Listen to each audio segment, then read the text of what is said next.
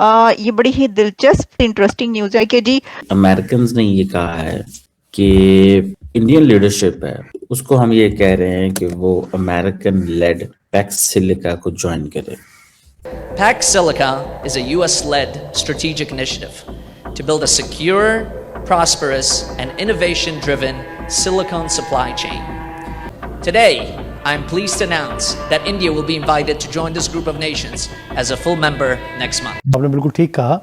ये जितने इनके असिस्टेंट्स हैं ना प्रेसिडेंट ऑफ अमेरिका के, ये आम आदमियों की राय नहीं है। ये उनकी राय है जो फैसला करने में बहुत ज्यादा मुअस्सर कुव्वत रखती है।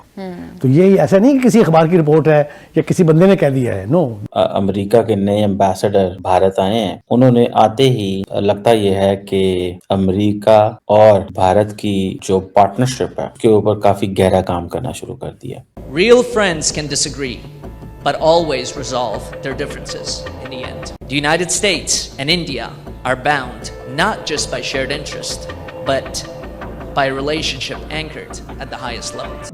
पहले की तुलना में बिल्कुल विपरीत बयानबाजी जो सर्जियो गोर ने की है। देखिए, इस वक्त जो सबसे बड़ा मसला ये ऑल्टरनेट की ही बात है। तो मतलब इंडिया ने तो सारे वेस्ट के मुंह पे थप्पड़ मार दिया। हेलो दोस्तों, स्वागत है आप सभी का ईपी ज्ञान चैनल पे। तो फ्रेंड्स, आइए देखते हैं पाकिस्तानी मीडिया की लेटेस्ट वीडियो। तो दोस्तों, इस समय पाकिस्तानी मीडिया के अंदर जो एक बड़ी खबर चल रही है और वो है अमेरिका की तरफ से भेजे गए नए एम्बेसडर सर्जियो गोर, जो कि ऑलरेडी न्यू दिल्ली में पहुंच चुके हैं। और उन्होंने आते ही जो न सिर्फ इंडिया और भारत के ऊपर अपना बयान दिया है और साथ ही जो एक्शन लिया है उसे देख सुन करके न सिर्फ भारत में काफी चर्चा है बल्कि इसके गूंज पाकिस्तानी मीडिया में भी चल रही है। और उसकी बड़ी वजह यह है कि सर्जियो गोर ने जो बातें की है वो बातें अमेरिकी राष्ट्रपति डोनाल्ड ट्रंप के द्वारा दिए गए अब तक के जितने भी खासतौर से जो फालतू के बयानबाजी हैं भारत के ऊपर, उसके ठीक विपरीत सर्जियो गोर का बयान है, जिस पर यही कहा जा रहा है कि ट्रंप ने अपनी तरफ से भारत पर उलझुल बयानबाजी करके जो भारत को और भारतीय सरकार को अमेरिका के प्रेशर में लाने की कोशिश थी कि भारत ट्रंप के बयानबाजी से प्रेशर में आकर के अमेरिका की बात माने, चाहे वो जियोपॉलिटिक्स में हो या फिर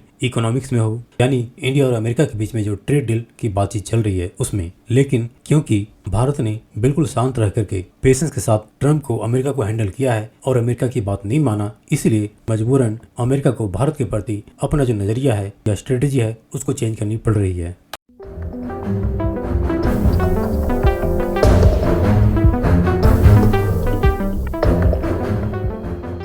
दोस्तों, जैसे ही अमेरिका के नए एम्बेसडर भारत आए हैं, उन्होंने आते ही secretary of state Marco Rubio की कॉल करा दी जयशंकर से। तो उससे सीधा सीधा मैसेज ये जाता है कि भाई साहब, मैं यहाँ पे I am something, I am not an ordinary person.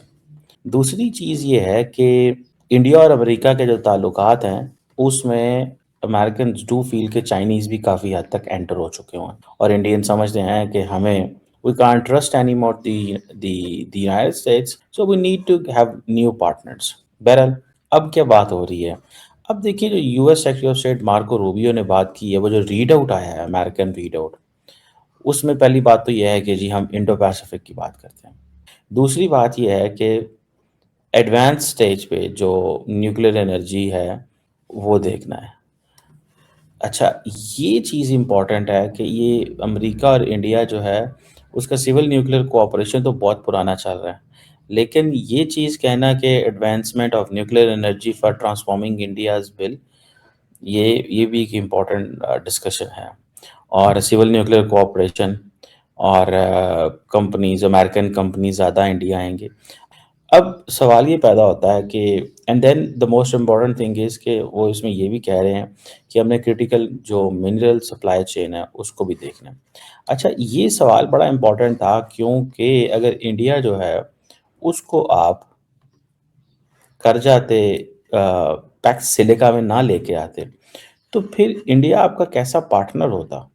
कि ये ऐसा पार्टनर है कि जो आपके जो मेजर स्ट्रेटेजिक इनिशिएटिव है उसका ये हिस्सा ही ना होता।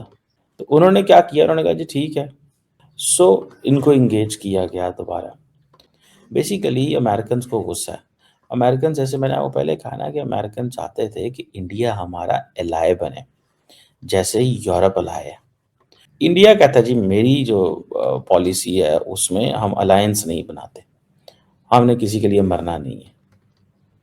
अच्छा, ये चीज़ वो समझते हैं कि ये कैसा है मतलब मुल्क है कि हमें इनकी समझ नहीं आई। वो मतलब दे हैव दिस व्यू ना इंडिया के बारे में। अमेरिकन समझते हैं कि ये तो चाइना सेंट्रिक क्या करते हैं, ये चाइना सेंट्रिक तो इन्होंने कुछ भी नहीं किया हुआ, स्वाय अपने ताल्लुकात चाइना से बेहतर करने के अलावा इंडियंस ने कुछ नहीं किया। अमेरिकन ये समझते हैं। मैं just to let you know by the way, Indian leadership कहती है कि हमारी जो सारा जो नेशनल इंटरेस्ट है, हमारा जो जो डिफेंस के मामलात हैं या हमारी जो फॉरेन पॉलिसी है, that is not driven by, वो हम इस तरह ड्राइव नहीं करते जिस तरह ये कहा जाता है। हमारी कोई आइडियोलॉजिकल वो नहीं है, लिंकेजेस नहीं है। ये आइडियोलॉजिकल एंगल से हम नहीं देखते। हम कैपिटलिज्म, डेमोक्रेसी, इन चीज़ों को हम नहीं देखते। इंडिया तो बेसिकली फिर चाइना की तरह सोचता है ना, आइडियोलॉजी को अहमियत नहीं देते, हम तो नेशनल इंटरेस्ट को अहमियत देते हैं। ये सुनिएगा जरा। with regard to defense and security policy insofar as India is concerned. But look, our approach on defense sourcing is driven entirely by our national interests. And it is certainly not ideological, it is entirely driven by our interests. We have a process in place that sets the requirements that we have at any given time, and we look at where in the world, if we are going to source it from outside, if we are not going to manufacture it domestically, then where can we source it from in the most convenient manner. But I don't think one is influenced by the other. उन्होंने कहा पाया जाए ना, हमारे लिए ये ideology matter नहीं करती, ये आइडियोलॉजी आपका मसला है, हमारे लिए इंटरेस्ट मैटर करता है। ठीक है, वो कहते हैं आप आइडियोलॉजी को यूज करते हैं just for your national interest.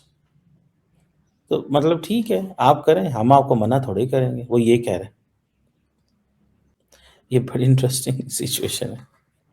तो मतलब इंडिया ने तो सारे वेस्ट के मुंह पे थप्पड़ मार दिया। उन्होंने कहा पायन तुसी, हमारा आपका ताल्लुक कोई आइडियोलॉजी पे नहीं है, हमारा इंटरेस्ट पे है, ये आप अपनी आइडियोलॉजी अपने पास रखें। तो मुझे ये लगता ये है कि इन्होंने इंडियंस ने उनको बताया है कि भाई आप जो है ना वो उसमें ना पड़े हमारे साथ। सो मैं इसे देख के वो जैसे कहेंगे अब जो समझाऊं, वो बड़ा क्लियर सा फ्रेमवर्क है यार, कि इनको what they need and what they want is कि इंडिया को हम अपने इंटरेस्ट में लेके आए। इंडियंस इस चीज़ को मानने को तैयार नहीं है, जो मुझे नज़र आता है। Now the Trump administration is basically revisiting everything. समझ रहे हैं बात? तो ये एक चीज़ है। बहरहाल नए एम्बेसडर साहब जो हैं वो पूरी कोशिश कर रहे हैं कि मैं चीज़ों को ट्रैक पर लेके आऊँ।